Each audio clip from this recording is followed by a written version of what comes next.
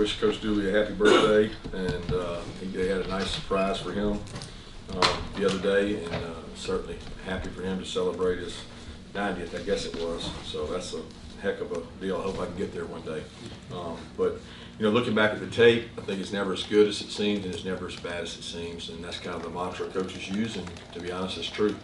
So it's never, you know, you go to the tape to watch it and you think you played really good, then you see glaring mistakes and errors that you made, that you got away with, and you know, it brings you back to reality really quick on Saturday night and Sunday morning when you watch that tape. But I was pleased with the way our players went about the connection piece. We challenged them to stay connected and be connected. There were a lot of examples of guys celebrating other guys' plays, so I thought that was awesome from our guys.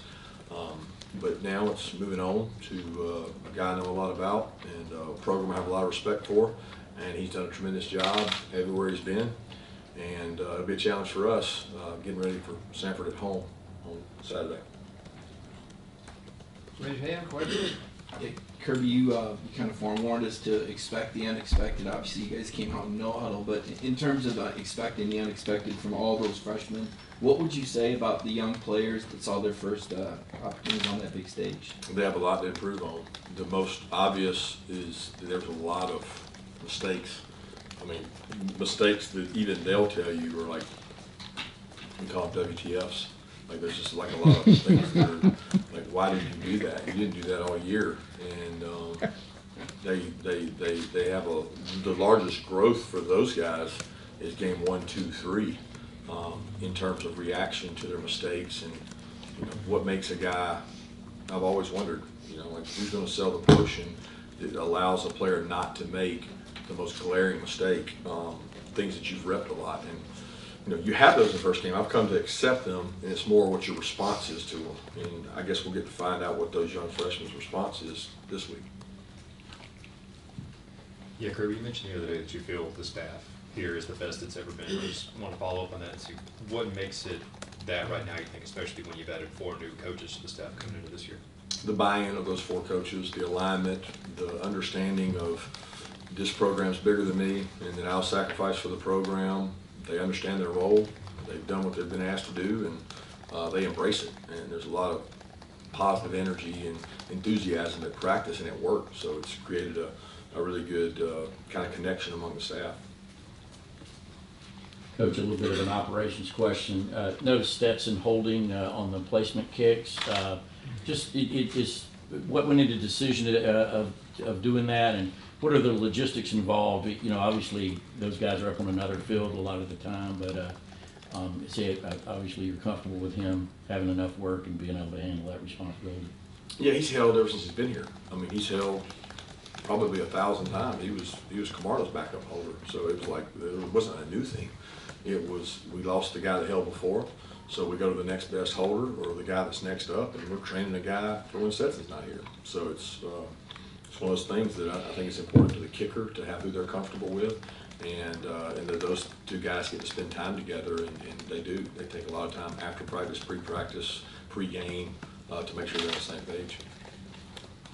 Kirby, we saw Lad make some plays on Saturday. Just what kind of growth have you seen from him, even from this last offseason going into this season? Probably confidence. Lad's always been a good player. That's not something new. He's always been an extremely hard worker. He's dependable. He's conscientious. It's important to him. He gives you everything he's got every day. And the biggest difference is, you know, he has confidence in himself to perform because he performed on big stages last year. And when you're one of these guys that has confidence, talent, and you work really hard, then the sky's the limit for you. And he's worked really hard each and every day. And he knows the things he's still got to work on, and he's got a lot of those things too. Hey Kirby, do you think you found your best 5 offensive linemen yet? And then what did you make of Amarius Mims on Saturday? I noticed he got in there, I think, the 3rd series of the game for you guys at right tackle. Yeah, you're constantly in search of the best 5 guys, right? It's not on a marker where we say we got the best 5. It's a continuum. It's like, what do they do today at practice? Because you're only as good as your last practice. So, like, how are they going to perform today? How are they going to do tomorrow? How are they going to do the next day? How do they do the next matchup? How do they do when things get tight, when pressure grows, when things don't go well? We didn't see that. You know, we didn't have a situation where there was a lot of adversity or required a lot of composure. So we'll figure out who those best guys are as we go along. Morris did a good job in the game. He came in, I think, the third series, played with some confidence.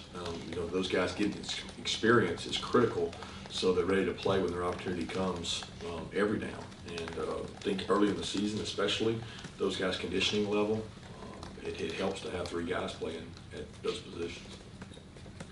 Coach, getting back to Ladd again, but also A.D. Mitchell, what's the biggest improvements you think both of those young guys have made from last year to right now?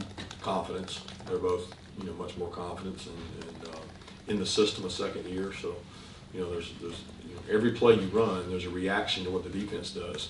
They've seen what the defense does at a higher level. So the number of times they've run a play and had to react to something, it's almost infinite. And they now are starting to get where they can react faster. Kirby, I know you supported a 12-team playoff. Ultimately, do you think having 12 teams is better for Georgia football in terms of being able to win championships? I don't know how it affects Georgia personally. And I think I'm hesitant to say that just supported it. I wouldn't say that I've been clearly in one camp over the other. I think that there's some good and bad to both, and I don't think we know the repercussions of going to 12 over 4. And there's been some good things about 4. There'll probably be some good things about 12. It's just everybody loves change, and it's on a continuum. So it's like there'll be somebody complaining about something about 12. So I don't really get into whether or not it's going to be beneficial for us or not, because I think it's year to year, or what kind of team you have and how other teams do in the country. Kirby, on playing FCS teams, I know you talked about the importance for it financially for these schools. The direction that college football is going, I know it's uncertain whether SEC goes to 9 games yet, but do you think and do you want to continue to play these games going into the future? I think it depends on where it goes, what they require you to do, and where the FCS, some of those conferences end up with the realignment and some of the things. It's going to depend a lot on what you talked about, the scheduling model of how many conference games you're playing. I do know that it's critical for these programs to be able to survive. And look, high schools are our feeder programs, just like we are for the NFL. And if you're going to have good high school programs, you got to have kids getting opportunities to play at all levels, because there's a lot more kids playing at a non-Power 5 level than at the Power 5 level. So if your supplier of talent and the growth of the game comes from your youth sports and your high school sports, you're going to diminish that as these programs fade away. And some of these programs cannot survive without these games. That doesn't mean that I embrace them and love them. It just means that the programs can't survive without these kind of funding, without these games. Going back 20 years when you were hired at Valdosta State by Coach Hatcher, what were some things that you took away from that experience and coaching under him? His charisma. He's always been one of the best recruiters in terms of his relationships with high school coaches. Is incredible. His disposition with the team was always confident and just believed that we could win every game, and he embodied that. He embraced that. His players love playing for him because of the energy he exudes with the players. Hey Coach, I get you came in protecting the lead, but do you have any takeaways from Beck's performance on Saturday?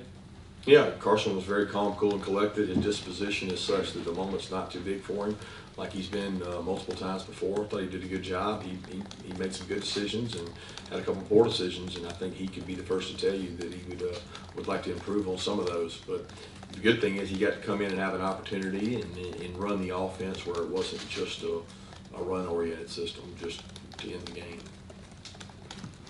Yeah, you guys are filling some pretty big shoes there on the defensive line. You've turned to Michael Williams to play a lot of snaps for you. Can you talk about kind of what led to, it allowed him to earn that time and what you thought about the way he played on Saturday? Yeah, practice has led to it, just like they'll lead to him not starting if he doesn't practice well. It's not real hard for us. I mean, you base it on who practices the best, who gives you the best chance to win, and he's done that really since he's got here. His work ethic and his humility has been off the charts, and if he continues to do that, coupled with his ability, then he'll probably continue to start. But he's got to play well, and he's got to play big for a guy that's 260, 265. Kirby, Sanford's coming off a game where, with a first-time starting quarterback, he threw 4 touchdowns. Just with Coach Hatcher's offense, what are the challenges of trying to stop their offense? Well, I mean, they do a lot of different things. They do a good job in the passing game. They have a lot of confidence in the passing game.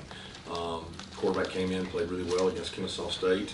They believe in throwing the ball, and people mistake that they can run the ball as well. They did a good job at the end of the game to be able to run the clock out and handle that. I think you look and see what they did last year against Florida and throwing the ball all over the field and scoring points. They did an incredible job. This is for them, for their players. This is an opportunity to play on a really large stage, and Coach Hatcher does a great job of getting his team prepared for moments like this and confidence in throwing the ball.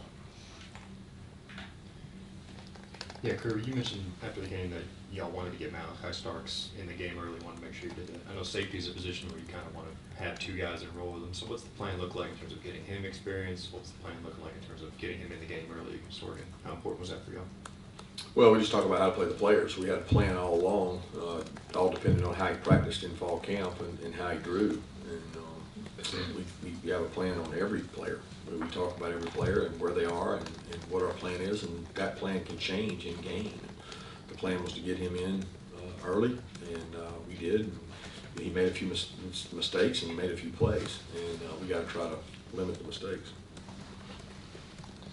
Kirby, having gone back and watched the film, what did you make of the play of your inside linebackers, specifically Smile Munden? Well, I think those guys had some WTFs, and they have to improve on those. They can't have those in order to be elite players. But they played with confidence, and we call it, being loud and wrong is better than quiet and right.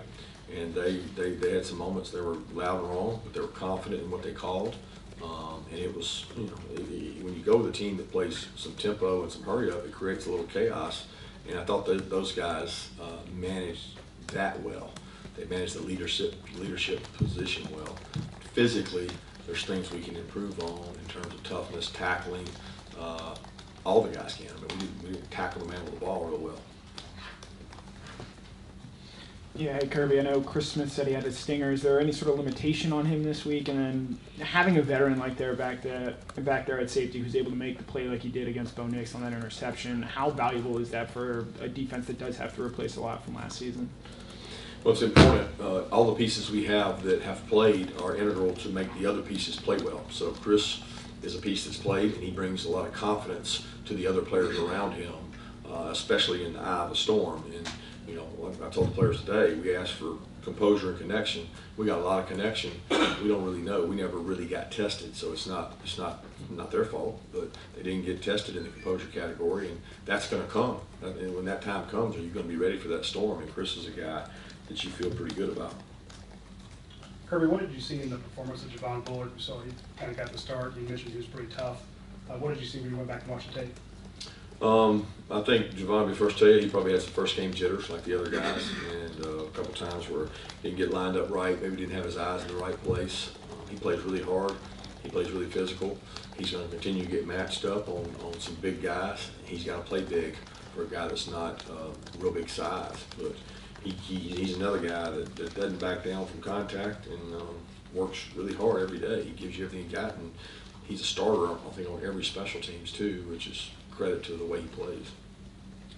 Kirby, I know you're hyper-focused on your team, but do you look up at the scoreboard? Do you see a different East Division this year, 1 and 2? How important was it for your guys to have that sort of success in an opener with so many young players? Yeah, I'm focused on us. I mean, I'm focused on how we can get better because we got so many glaring things that we can improve on, and that's going to be critical, how mature our team is to grow. Look, standards don't need motivation. So when you look at it, if you play to a standard, you don't need motivation from outside sources. I don't care if it's who we're playing, who we're going to play, how somebody else is playing. Standards don't need motivation. So if we're a mature team, then we'll go practice today to our standards. Kirby, is there a difference in how much you learn about your team in an open week? Like, obviously this year, a blowout win compared to last year at Clemson, it was tight for the whole game. Is there a way you would? Is there a difference in how much you learn about your team?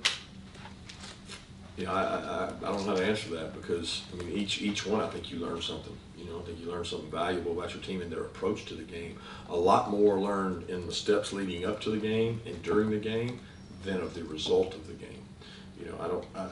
you guys are about results. I'm about the process of how we went about the game. How did we do in the game? How did we do as coaches? How did we do as players during the game? Halftime adjustments, end of game. A lot more than I am just the result and what we learned from the result, because the result came from what we did during it. Kirby, I got a Stetson question. After the Alabama loss last season, there was a lot of noise about whether you guys should make a quarterback change, but I think you were pretty quick. You were out recruiting the day after saying, that you didn't really look at it, that it changed. What did you see? That obviously the last 3 games he's played very well. What did you see at that point, knowing that this was a guy that you needed to stick with? It wasn't at that point. You guys don't see every single practice, every single rep that led up to the Alabama game, and all the reps from whatever, South Carolina, from the time he played UAB all the way through. There's millions of reps you don't see against a pretty good defense, against a pretty elite defense. So there was enough of that to convince me that we were going with the right guy for who we were and who we needed to be. He gave us the best chance to win, and it didn't take a lot of conviction to stick to that. And it doesn't really matter what people say outside of our organization. It matters what we think in it, and we had conviction on that. Coach, Nazair Stackhouse was another guy that played a pretty prominent role in defense. Could you just talk a little bit about what you've seen from him? And it seems like he's a pretty personable guy. Looks like he's got a pretty big TikTok following, that kind of thing. Is that personality reflective of the Nazair Stackhouse you know? Yeah, I don't know how to answer the last part. I've never seen any of his TikTok, so I wouldn't really know. I'm a lot more concerned with how he plays on the field and how he handles himself off the field, and all the things he does to help our team. He's worked himself to get better. He's gotten in better shape. I think Trey is one of the best developers of defensive linemen in the country, and this is a guy that hey, he needed development. He came in here really raw, and he wasn't the player when he got here that he is today. He's come a long way, and he can still get better. But he's one of our thicker, tougher guys that can anchor. And if he continues to get better, it gives us a chance to have a really physical presence in there. Kirby, you spent the kind of the whole offseason national champions and everything that comes with that. I'm sure there was a point, 2 weeks, whenever, that you wanted everybody to kind of flush it, move on, let's get ready for the next season. Is there a sense of relief now that that first game's out of the way? And I mean, I know the journey had began far before that, but that it's actually you're back into a season and you're going, full speed ahead now. Never relief. I mean, I don't think relief is an adjective to becomes anything positive, because when you become relieved, you become complacent, and that's just not who we are. So there's no, I just don't. You don't approach things that way. I don't think from a mental standpoint it's good to approach it from relief.